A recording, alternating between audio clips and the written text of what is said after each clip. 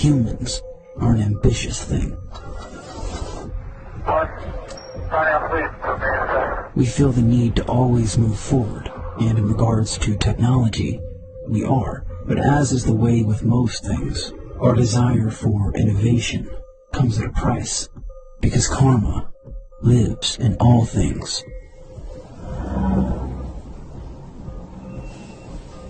These environmental injustices are protested by the world, rightfully so. What if another form of pollution existed that was invisible to us? Would it be more difficult to notice its effects?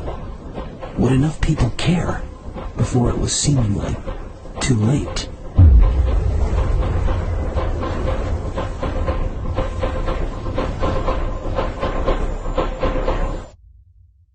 The biggest danger from cell phones, by far and away, is texting and driving. It has nothing to do with cancer.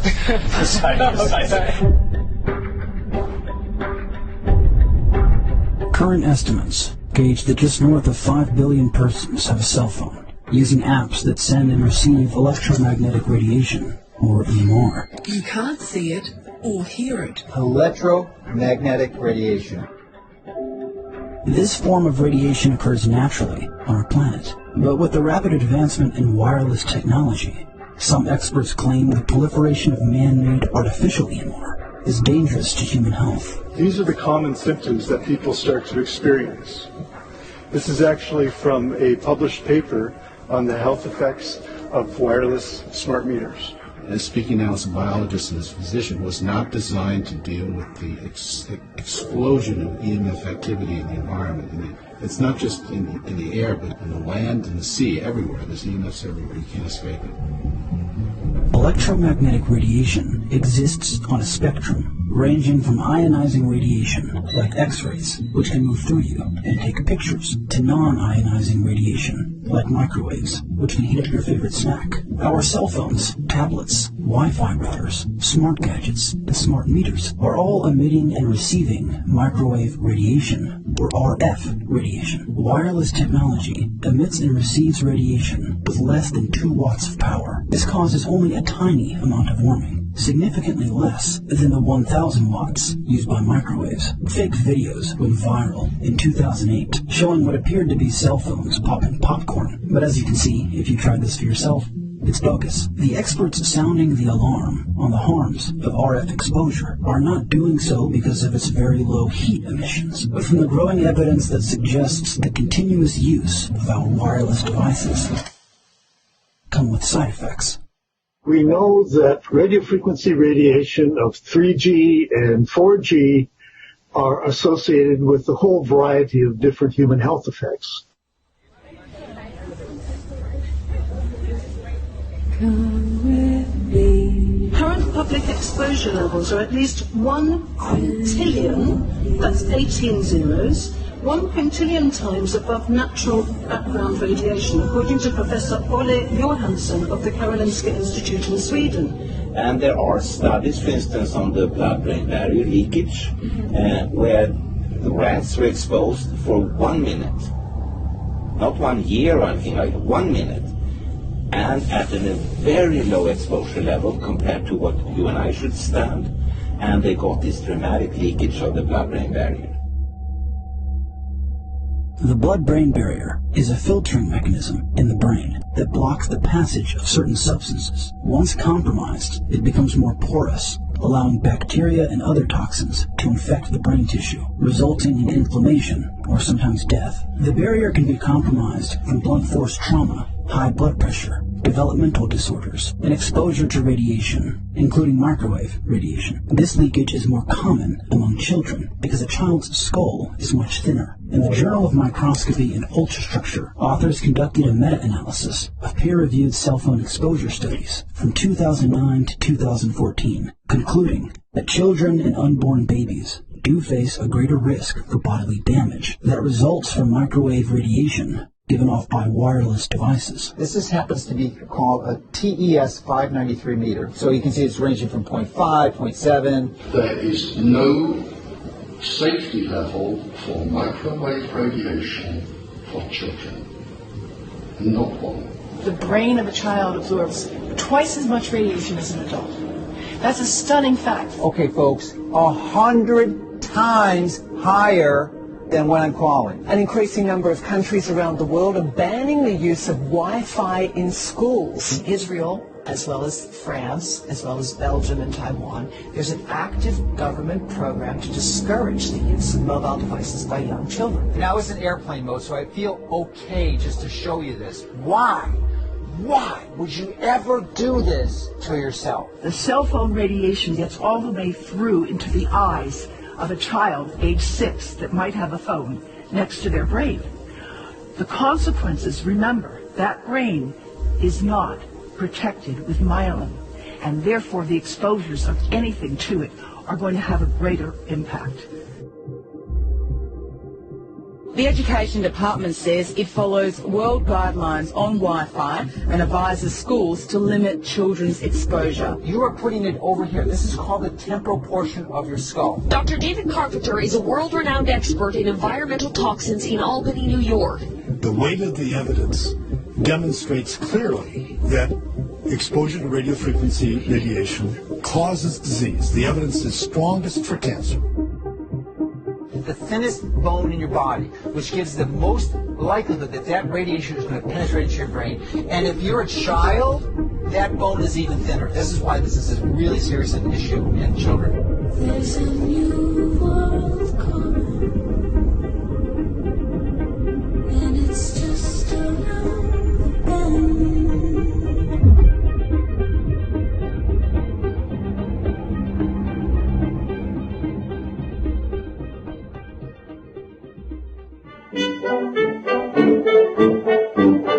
One reason scientists study rats is because their genetic, biological, and behavior characteristics closely resemble those of humans, and many symptoms of human conditions can be replicated in mice and rats. And this is Dr. Leif Salford. He's a neurosurgeon at Lund University Hospital and chairman of the Department of Neurosurgery. Since the late 1990s, he's led a team of researchers who have exposed thousands of laboratory rats to cell phone radiation, showing that even a very small amount can damage the blood-brain barrier. His results have remained consistent, and he calls the potential implications of his results terrifying. We learned that the rats that had the lowest energy levels, not 1 watt per kilo, not 100 milliwatts per kilo, not even 10 milliwatts per kilo, but 1 milliwatt per kilo, and even 0.1 milliwatt per kilo, are those energies that open the blood-brain barrier most efficiently. Shut him up. We have a lot invested in this ride. Shut him up!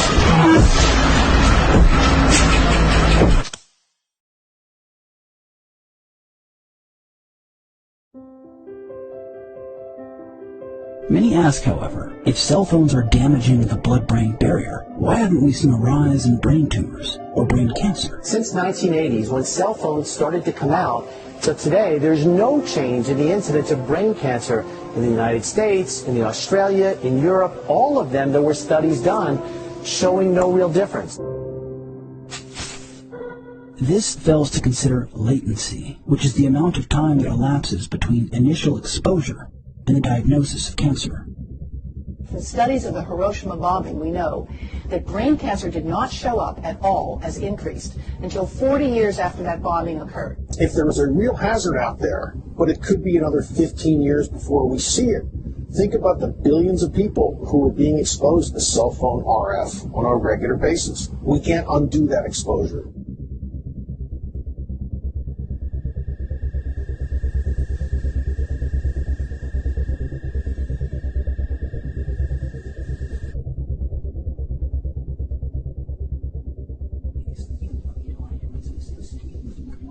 But even if one completely dismisses the reality of latency, evidence shows that a particular kind of tumor has risen substantially, but the rise is difficult to find, given the straight line in the mean average.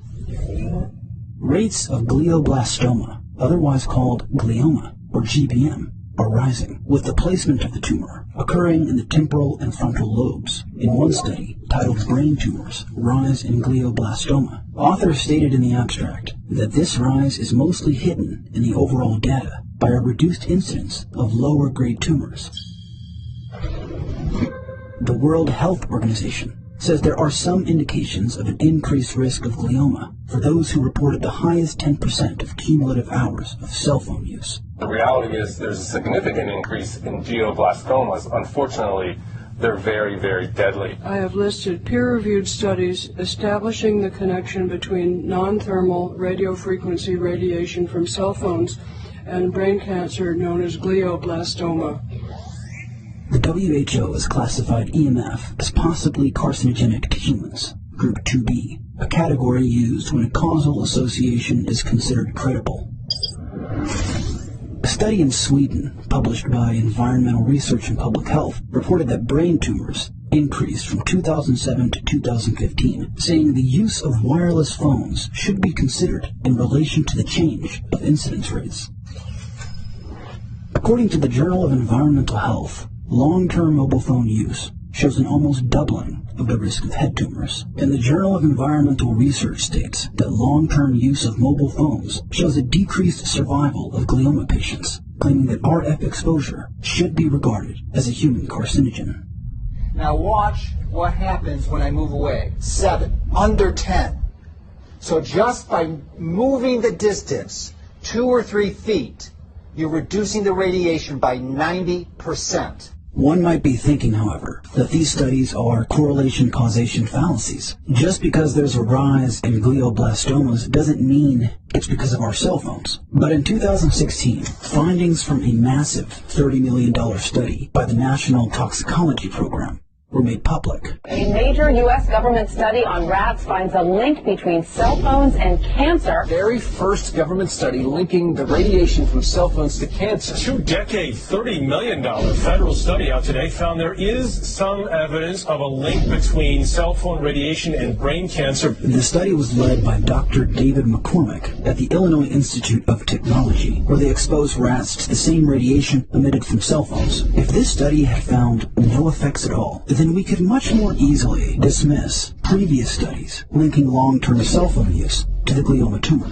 But that's not what happened. And then they found a link to 2 types of tumors? Right, gliomas and schwannomas.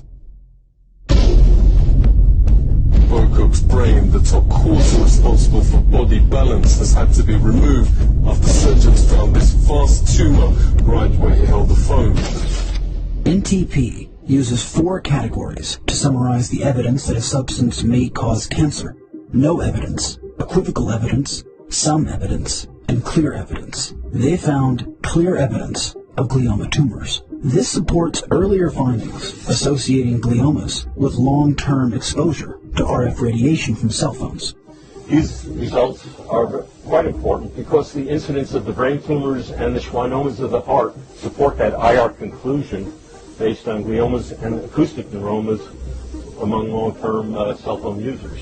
Some argue, however, that the levels used in this study were much higher than those we were ever exposed to. But this rebuke has been largely overblown. Our studies are designed specifically to mimic the human exposure scenario. The NTP studies are looking at exposures for 10 hours a day. There's heavy cell phone users that may approach the 10-hour mark. That may be excessive, but it allows us to fully investigate whether or not there is an effect of cell phone frequency radiation. Many who say this study's RF levels were much higher than what we've ever been exposed to might not be considering a variety of factors. For instance, have you ever had poor cell reception? A new study shows that using your cell phone in certain areas can increase your exposure to radiation by 10,000 times.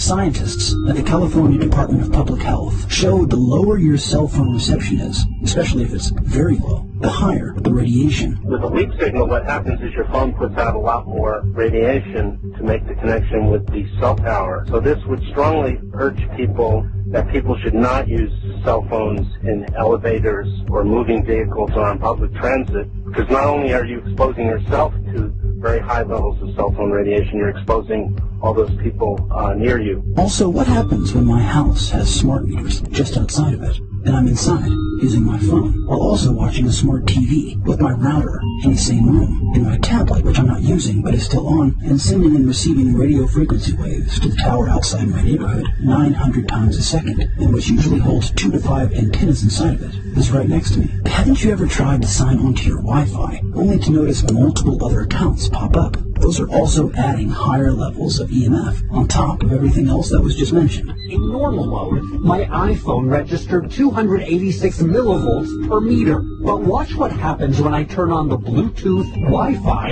and make a phone call. Now the RF radiation jumps to a high reading of nearly 6 volts per meter. Compared to 286 millivolts, that's 20 times more radiation. Your level of exposure also depends on where you live. This graph is a country comparison of RF exposure guidelines set by the government, measured in microwatts per centimeter. As you'll notice, Salzburg, Liechtenstein, Bulgaria, and Luxembourg are all below 3 microwatts per centimeter. Switzerland uses 4.25 for schools and hospitals and 9.5 for the general public. China's limit is set at 10. And in the good old US of A,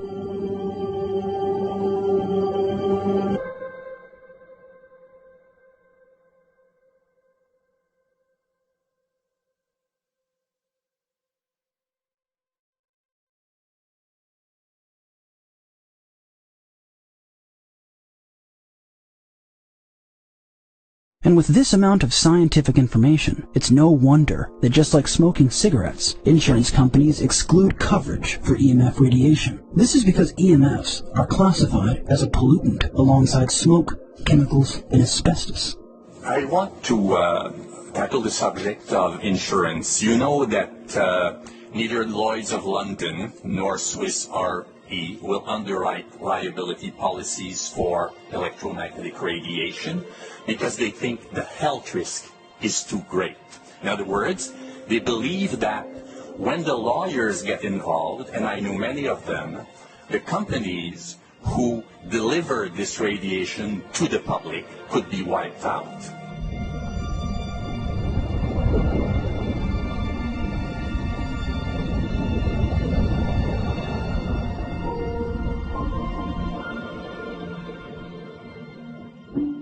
How many of you know that 1 in 6 American couples is unable to have a child when they want to?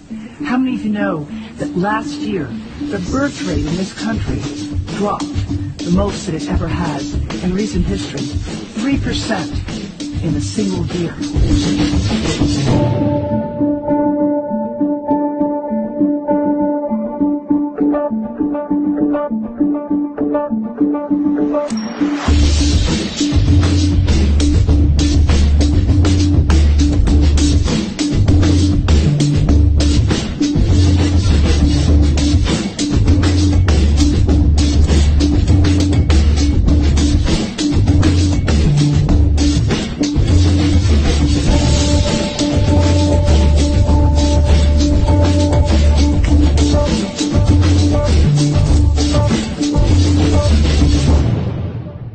People go to the Cleveland Clinic or go to infertility clinics all over the world, one of the first things doctors say to them is, where do you use your phone and get it out of your pocket? Because the data on that are rock solid. Cell phones can damage sperm quantity and quality. A meta-analysis of all the literature on the effects of mobile phone radiation on male reproduction say the results of these studies have shown that RF EMR decreases sperm count and motility and increases oxidative stress. These abnormalities seem to be directly related to the duration of mobile phone use. Such a dramatic effect that they suggest women might not want to pocket their cell phones for a few days after trying to get pregnant so as to not put the sperm at further risk. Oxidative stress refers to elevated intracellular levels of reactive oxygen species that damage DNA. The effects from oxidative stress include diabetes, hardened blood vessels, inflammatory conditions, high blood pressure, heart disease, and cancer. A meta-analysis of studies on the potential for EMF causing oxidative stress was recently published by Oxidants and Antioxidants in Medical Science. They said they found altogether 80 currently available papers, of which a remarkable part, 92.5%, reported the detection of significant oxidative stress, saying it is clear that the substantial overproduction of ROS under low-intensity RF exposure could cause a broad spectrum of health disorders and diseases, including cancer in humans.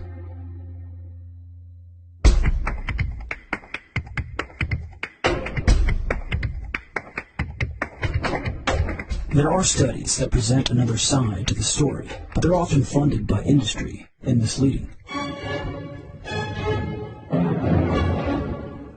A great example is a recent study from Australia managed by Ken and Croft, who found no rise in glioma tumors associated with a rise in cell phone use, but they omitted every tumor diagnosis from those who were 60 years old and older.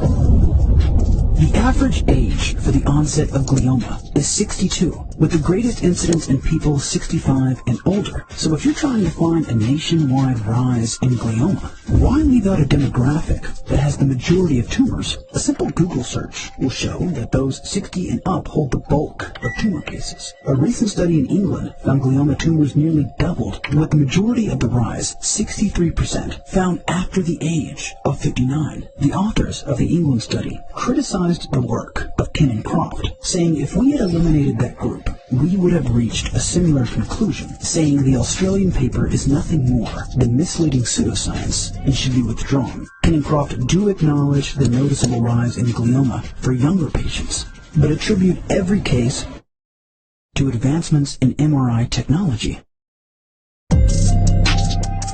Unlike the research I just mentioned, most of which were independent, the Australian study was funded by the National Health and Research Council, a federal government agency who have been criticized by many in the scientific community for having lobbyists and proponents on their committees. And in one instance, lobbyists and proponents made up a 2/3 majority on the committee. Practice these words in front of the mirror. Although we are constantly exploring the subject, currently, there is no direct evidence that links cell phone usage to brain cancer.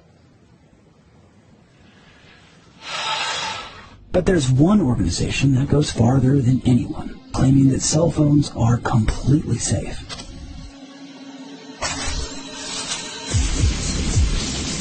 The leaders and high members of the FCC have been a revolving door of lobbyists for Big Teleco. NCTA and CTIA are the largest telecom lobbying groups in the U.S. It's their job to ensure the public continues to believe their wireless products are safe for everyone. Former FCC Chairman Michael Powell was and still is president of NCTA. In 2009, Meredith Atwell Baker was brought onto the FCC board. She was then and still is chief executive officer of CTIA, which recently spent 3 times the amount than Sprint did on lobbying expenses, and is currently battling Berkeley in the Supreme Court over the city's new right-to-know law. You'll find an RF exposure warning in most cell phones, but city leaders here in Berkeley want a warning like this posted inside cell phone stores.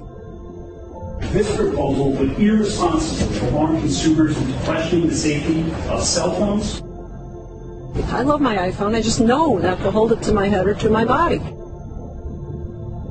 Most cell phones have a warning in them that say to hold the phone away from your body to avoid radio frequency exposure, but most of us don't know about this warning. And tonight, the Berkeley City Council decided you have a right to know, and people in Berkeley will be told when they buy a phone. The good news is the city listened.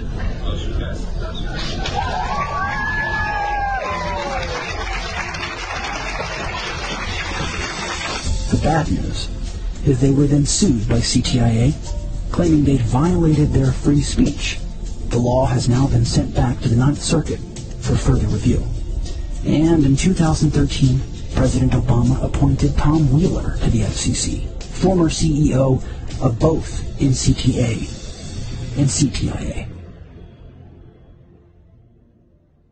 Tom, you delivered $1 million bribe to the Obama administration, which led to your appointment. You represented the industry for 12 years, and that's all you're going to represent from here on out.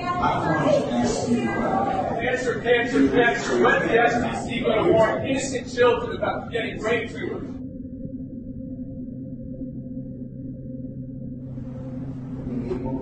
Set standards at acceptable state levels. We've historically done that. We will continue to do that. We need to speed the deployment of 5G here on our shores. Turning innovators loose is far preferable to expecting committees and regulators to define the future. We won't wait for the standards. You got me in chains. You got me in chains for your love. Rule number one is that the technology should drive the policy rather than the policy drive the technology. American leadership in 5G must be a national priority. President Donald Trump has named Ajit Pai, one of the current members of the Federal Communications Commission, to head the agency. Commissioner Pai, can't you see? Americans want net neutrality. 85% of Republican voters want net neutrality. Stop representing telecom. Trump appointed who is still chairman of the FCC today, radical free market addict, Ajit Pai. When it came to repealing net neutrality, Ajit claimed the government had no place in the private sector.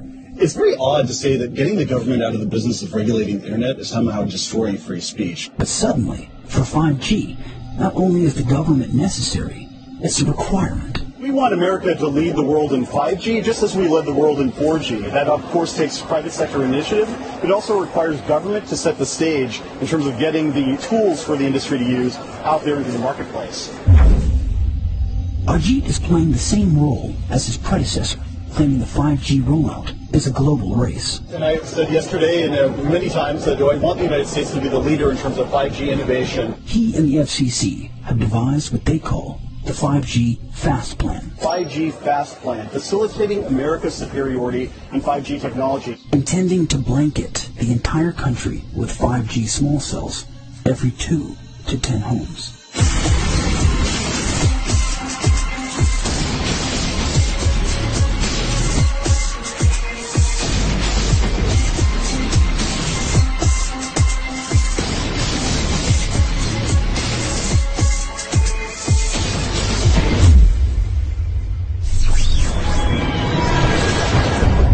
The reason industry claims to need so many small cells is because 5G uses millimeter waves, which travel shorter distances and are more easily blocked by walls, even foliage. To compensate for this, engineers have found a way to direct the waves into narrow beams and intentionally point them toward designated areas. The antenna arrays create this steerable beam, which helps concentrate the energy. The beams get pointed at the user.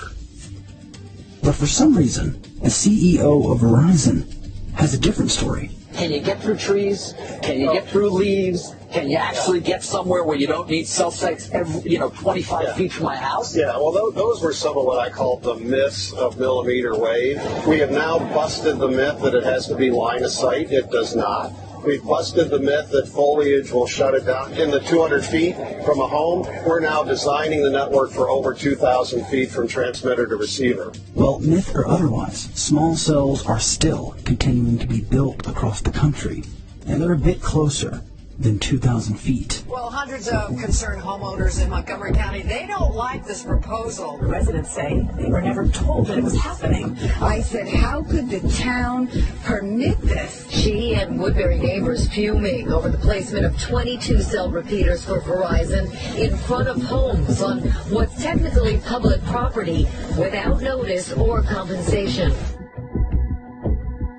I have been telecommuting for a number of years. I used to own a consulting firm. I have never, ever heard anyone say they can't move to Montgomery County for lack of internet access service now.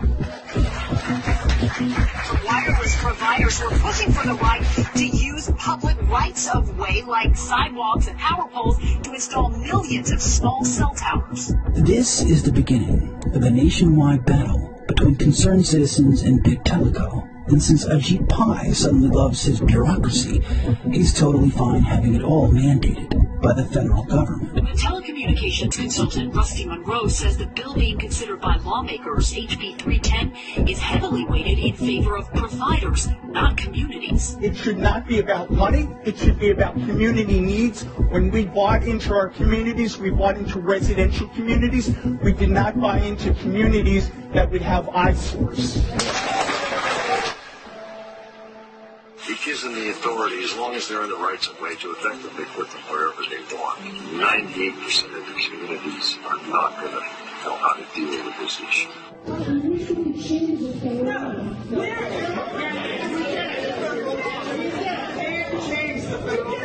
Even the FCC is not a health agency. Keep that in mind. Read the FCC is not a health agency. Just one point. The FCC is not a health agency, but it is a federal agency. And the problem for the county is that we are preempted. The council members would like to protect the community as much as we can, but federal law does preempt county law.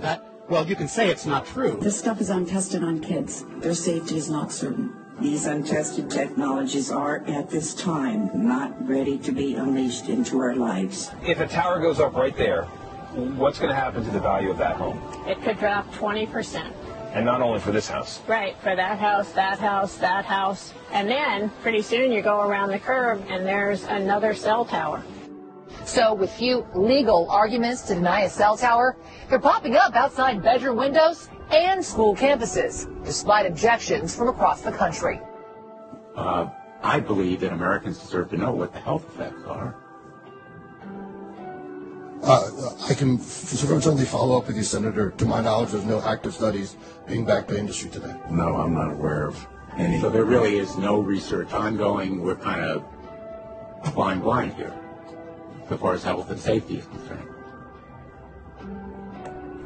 Thank you, Mr. Chairman.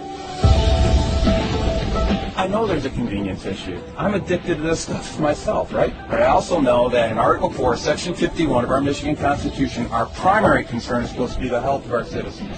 That is supposed to be the primary concern. And,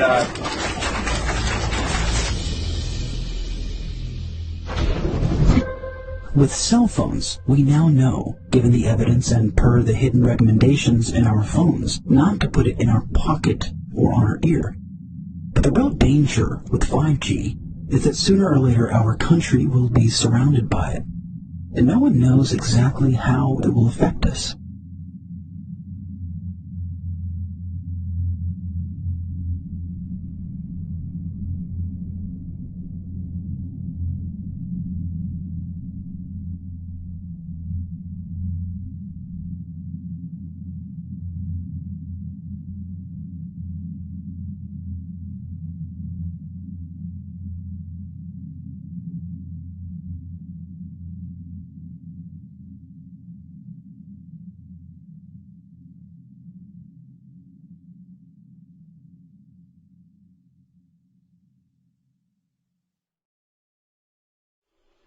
Something is killing the bees, that much is certain. Britain has